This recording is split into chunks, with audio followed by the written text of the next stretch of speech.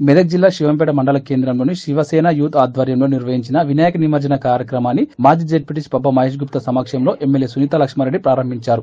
ఈ కార్యక్రమానికి వచ్చిన అతిథులకు నిర్వాహకులు ఘనంగా సన్మానం చేయడం జరిగింది. ఈ కార్యక్రమంలో మండల పార్టీ అధ్యక్షులు రమణగౌడ్, మాజీ జెడ్పీ కోఆప్షన్ సభ్యులు మాన్సూర్, మాజీ సర్పంచ్ పత్రాల శ్రీనివాస్ గౌడ్ తదితరులు పాల్గొన్నారు.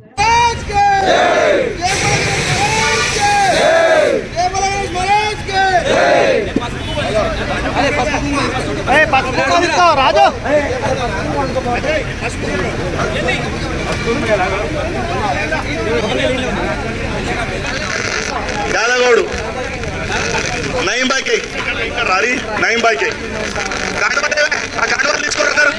శివాజీ పిల్లలందరూ కూడా సన్మాన కార్యక్రమంలో